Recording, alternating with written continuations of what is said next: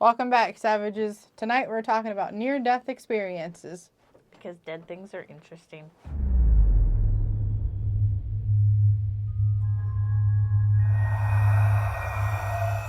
So tonight we're talking near-death experiences. I've had a few. Probably should stop what I'm doing.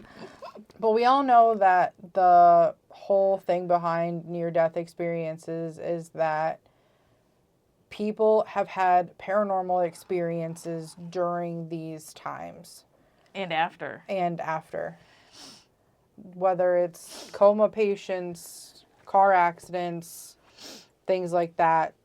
For some people, it has altered their whole state of being. There's been a couple studies done, because they have to study everything. Everything has to be studied. And they took this group of people and they tallied up every paranormal experience that they have or have not had in their entire life. And then each one of these people had at least one near-death experience. They took all of the paranormal activity that's happened to them since this, and it increased by 70% after they had a near-death experience. I know there have been a few things that I've read that if you're in a car accident with somebody and you just barely survive and that person that you're with passes away, it's almost like you take them into your body, because then people experience seeing that person or feeling like that person is inside of them. I was trying to figure out how I wanted that to go, apparently. That when somebody dies that you're with, you have survivor's guilt. You just want to know whether that person is mad at you or how they feel about you because you survived. It changes your whole brain chemistry. Yeah.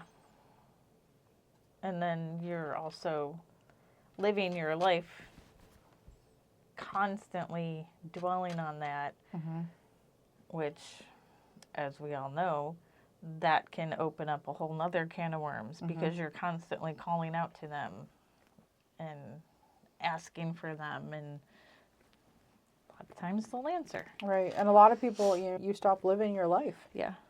Because you lived and they didn't. And now you feel guilty about it. So you just stop. Yeah.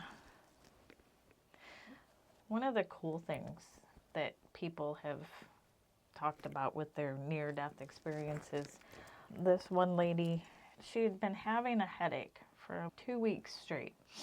And it got so bad, she was like literally eating Motrin and Tylenol every 4 to 6 hours for 2 weeks.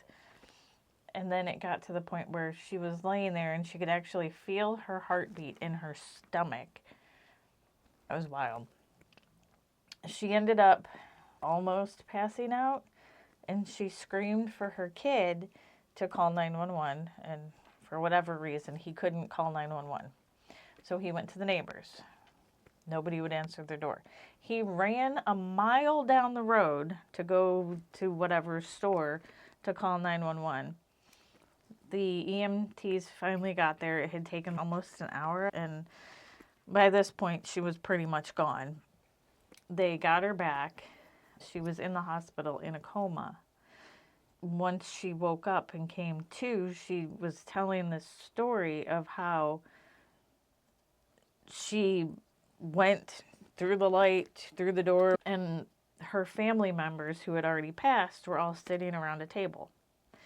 And she didn't get all the way over to them because she was stopped and told she had to go back. She wasn't done yet. She was going to have another child. She came back. She woke up. Everything was fine. She ended up having, I think it was a 2-inch blood clot. Jesus. That had cut off the blood supply to her brain. She ended up getting pregnant, having another kid. Everything that was told to her. I guess maybe I should start taking my aspirin again. Maybe. But there's all kinds of stories like that. Yeah. Where people have seen their family members or seen the bright lights, the big stairway. I swear to God. But then not only that, there's also the theory that once you cross over that veil into the other side, you are more able to go back and forth in your everyday life. Who's that kid? What's his name? I know what kid you're talking Yeah. about. I can't think of who he is. What is his name? Oh my God. I can't think of what his name is. But there's a guy on the TLC TV show, or he has his own TV show, and he talks about how he died. Colton Burpo? That sounds about right. Scott and Vincent Tol. How he died. Oh my God. Or is it the boy, the Heaven for Real? Yeah, that's Colton Yeah, Burpo. that one. Connor Corum. Like, he's a psychic now. Yeah. Does it say what happened to him? Claims to have visited heaven during a near-death experience nearly 2 decades ago. He was almost 4 and he had a burst appendix. That's when he believes he met Jesus and experienced the afterlife. Yeah, and now he's a psychic. He came back and just started talking about all of these things, and then some of that stuff was coming true, and now he is a psychic who helps other people because now he's so in tune with the paranormal. Yeah, that's what happens a lot of times. If you are more prone to believing the paranormal and that kind of things, then you are more likely to be more in tune afterwards. There are some skeptics that have had NDEs and Nothing happened. yes, and then there's some skeptics that have had it and then boom, they all of a sudden can see spirits. Yeah. We were in a rollover car accident in 2010, a few weeks before prom. I walked out of that crash. How? Nobody knows. Because my seatbelt came undone. I kept buckling it in, and it kept pulling out. Well, then finally I heard it click. But when we rolled, it came undone. And I was in a dryer, round and round in the back seat. Both boys were ejected. How we all survived, nobody knows. Yeah. But I know the one kid, he was in the hospital for a long time. He had a broken neck and a broken back. Oy. He survived. He's fine now. He's walking, talking, all that stuff. We weren't sure how that was going to go. And then my friend, we found out a couple weeks later that he had a broken back. And that's what he walked out of. But how we all survived that, we have no idea. My whole thought process, I didn't even realize what was happening. I heard the tires screech, and then I felt the jerk, and then we were rolling. And my mind just went blank. I wasn't thinking about anything. Like, I was thinking about my mom and my sister, but everything else was just, it was blank. It was black. It's your brain's way of processing without you being able to feel it. Yeah, I had no idea what was going on until I climbed out of the window and I was sitting there. My foot was ripped open and everything. Didn't know what was happening until I went to stand up and fell on my face. I had no feeling of anything. When it finally clicked, it was when I was in the hospital. And they told my mom. It didn't register to me at the time, 16. Yeah. But the one nurse looked at my mom when my mom finally showed up and she goes, she hasn't gone into shock yet. Be prepared. And I was like, oh, why the hell am I going to go into shock? Like, there's nothing wrong with me. And then all of a sudden, I told the nurse, I was like, I can't breathe. I need my inhaler. And she looked at me kind of funny. She's like, why? I was like, I have asthma. I'm having an asthma attack. And she told my mom, she goes, this is it. And all of a sudden, I just started shaking, like violently. They put oxygen on me. And they told my mom, now she's going into shock. After my mom came in, I saw her face. I started crying. I called her mommy, which is like for the first time in years that I had ever called her that. She came in, she looked at me, she started crying, and my whole brain was like, dude, you almost died. And then I was like, oh. Yeah. Yeah. So how people, like, when people wake up from comas and they're just like, where the hell have I been? Yeah. Where have you been? That's what we want to know. Well, they have said, another study, About 45% of people who have had the near-death experiences actually have an out-of-body experience where they look down and they see their own body.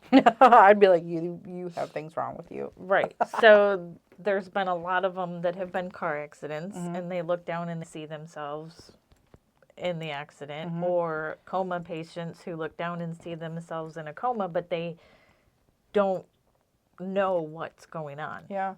I think there's a article in one of the paranormal groups where this guy who was in a coma for like 2 or 3 years said he used to sit in a chair in the room and just watch people come and go and talk to him. And he said he would try to talk to these people and then realize there's something wrong because he would stare at himself. He heard every conversation, everything everybody said. He heard it all and was responding in his head, but he couldn't open his eyes.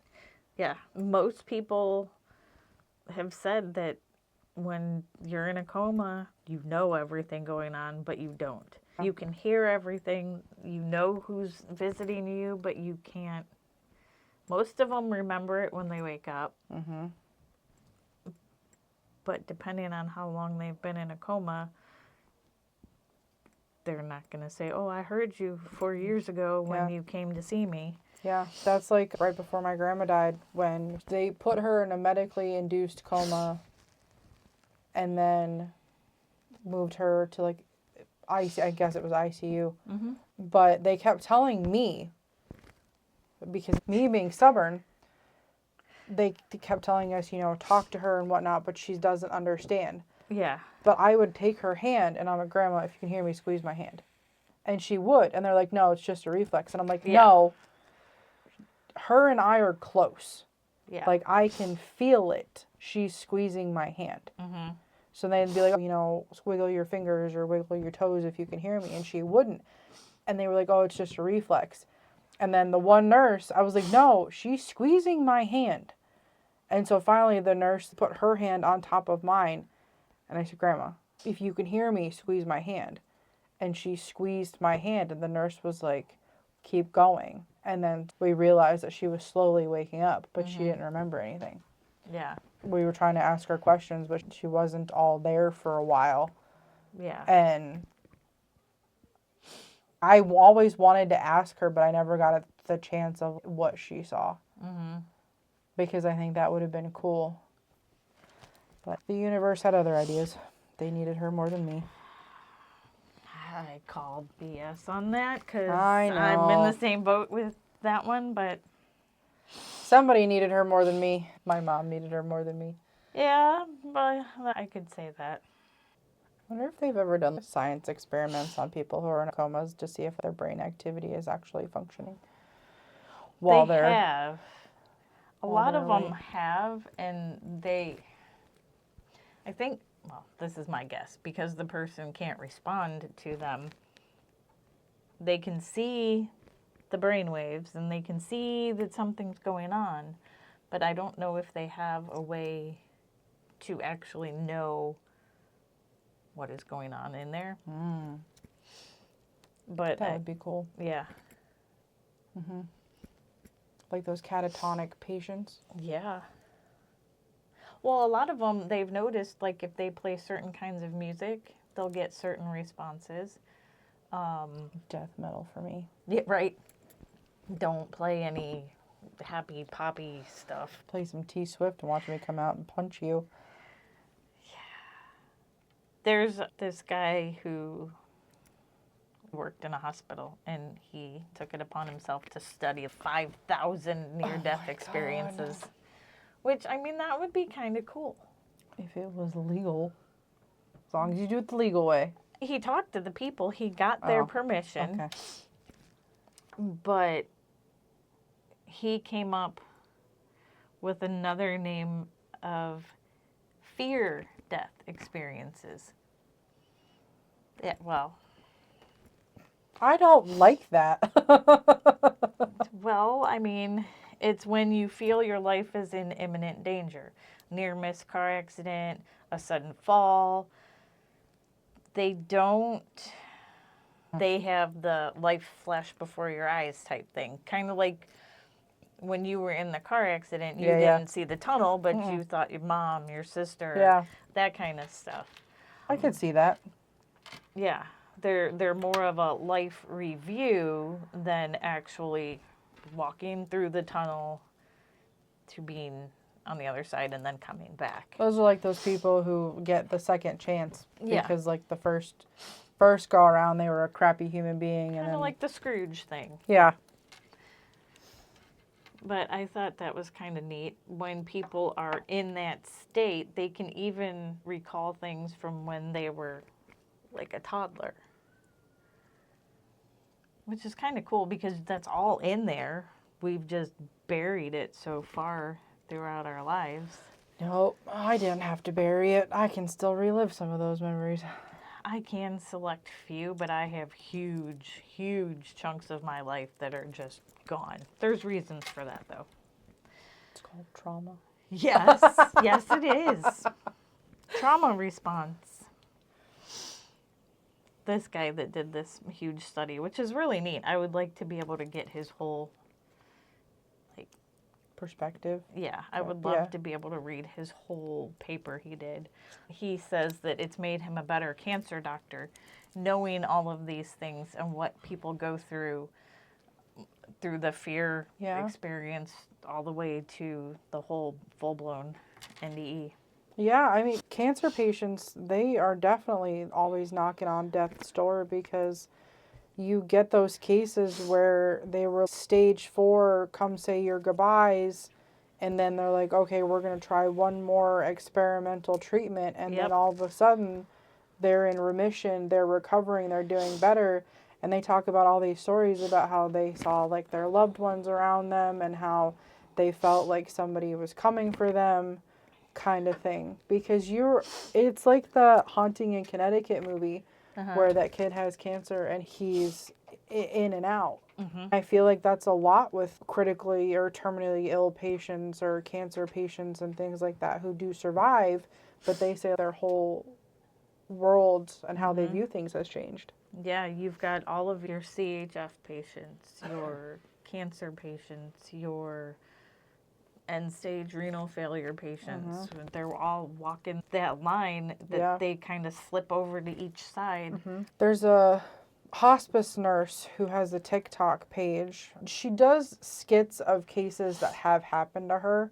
And a lot of the ones that she posts are about how she goes into these places and patients will be like, oh, I saw so-and-so today and we're going to go do this and we're going to go do that. And then she calls the family and she says, okay, now it's time, because she knows you start seeing loved ones that are no longer with you, that you're usually going to pass within that 24 or 48 hour period. My grandma was at the hospital and she started talking about seeing people out in the hallway. And my grandma was not an animal lover in any way, shape, or form, but we had like 3 dogs growing up one was mine when I was little. Another one was, my uncle had like 3 or 4. And then another one that her preacher had that stayed with us for a little while. And she started talking about the dog in the hallway, and I was like, nope, My neighbor, I was with her the day that she passed, and she was talking about, I don't know their names now, but she was talking about relatives, and they had all passed. Mm-hmm. Yeah, when my great-grandma learned that she had stomach cancer, she was in her late 70s when she found out, so she didn't want treatment. And she said something to my mom, and my mom's like, I'll see you tomorrow. And she said something to my mom that, like, set my mom on edge. And I didn't learn until I was older that what she said to my mom was like, oh, yeah, like, something about me and your grandfather. And my mom was like, oh, like, I'm not going to see her tomorrow. My great-grandpa, I mean, he died when I was 2. So, I'm pretty sure I was little. I know that much. He died when I was little, and you get all of these these people who, oh, well, you know, when your loved ones start seeing these people, or these kids, or these that are terminally ill start seeing these people, like, you need to prepare. Mm-hmm. And it always makes me wonder why I don't feel my mom, and I haven't seen my mom. I think it's because I don't want to, because it's going to Yes. hurt too much. Yes. And B, it's because I'm not ready to. Yeah. I mean, granted, I would love to have a paranormal experience with my mother, because, God, there are so many things I could say. But I think also deep down that I'm not ready to Right. see my mom. Yeah. My grandma, that's hit and miss. If she showed up and she's just sitting next to me on the couch, she'd be like, hi, Graham, we're going to do this today, kind of thing. But with the way that my mom died, I'm not ready to have that paranormal experience with her. Yeah. I'm the same as you. I get frustrated sometimes when our friend Angel, she saw my grandma. That's not fair. Right. Why do you get to see her and I don't? Yeah. How come you can hear her, but I can't? I can go do investigations and I can hear things with my ears, but I can't hear her and I don't see her. But I think a lot of it is, it would be too traumatic for us. So she could be standing here right now, but my brain wouldn't. No. Yeah. No, because with as much as we deal with the paranormal, sometimes your brain just isn't ready to have that function or not. And I think the same thing with near-death experiences is your body isn't ready to, in some states, your body is finally like, okay, cool, let's show you what's beyond the veil. But you're not ready for it yet, kind of thing. And, I mean, there's that movie, I think Julia Roberts is in it. Maybe? No, not Julia Roberts. But anyway, it's based on a true story of a little girl that fell down into a tree. Yeah. And I'm pretty sure she died once and they brought her back, and then she was in the hospital. But before that, she had some terminal illness, and then all of a sudden, it was gone. It was gone. I never watched the movie, but I remember. I can't watch those movies as an adult now because I cry. Because when she died and crossed over, they healed her. Yeah. That's what she said. And because, like, when, I guess, based on the movie, is when she woke up, she told her mom all about how she saw this man who I was described as, like, Jesus. But then she saw other people that were in the family, and she called her mom something that only her grandma would know. And you get so many of those types of cases. Yeah. Where with near-death experiences, they wake up and they recall somebody and you're like, whoa, I haven't heard that name in like a really long time. Most of the time, it's something that person would have no way of knowing, like generations back, or a name that somebody used to call somebody. And you have the people trying to say it's not real because at some point in their life, they saw a picture of so-and-so, or at some point in their life, they heard that name before. No. Why can't you just go, okay, that's pretty cool? Yeah. Like those kids who talk about being in World War II and they're like 2 or 3. Yeah. And they're talking about how they were men back in World War II. They're not going to know what World War II is. No. They're not going to know what, granted, I mean, they're going to see images of them, but they're not going to know layouts of the planes and stuff back from World War II unless they were there. Yeah. My kid's going to be crazy. My kid's going to probably be some sort of serial killer reincarnated. I was just going to say that. Yeah. It's only my kid. It'll have a good uncle to learn from. The other psychopath. I think with near-death experiences, unless you've had one, you don't know what people have gone through. Yeah. Or what they feel now. I mean, you can, oh, you saw da-da-da, like, and poke fun, but until you've been in their shoes, you're not going to know. No.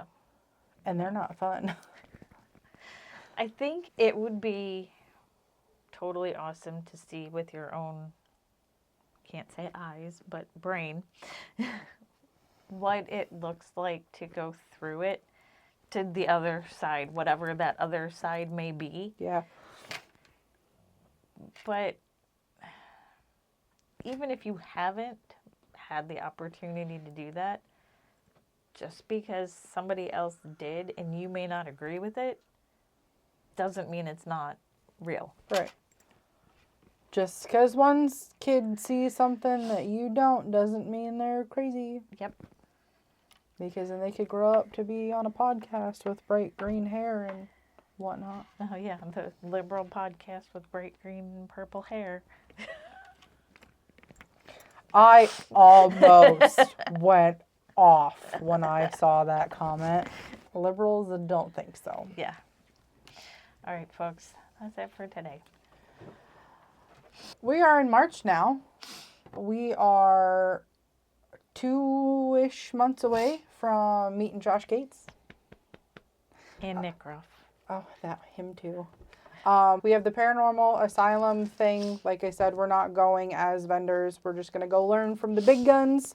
Ghost Hunters, Josh Gates, all those good people. There's like 32 people. There. I didn't realize how many people there actually were. Yeah. So we've got that coming up in the next couple of months. So we will try to definitely get some interviews and footage for that. Yay. So, goodbye.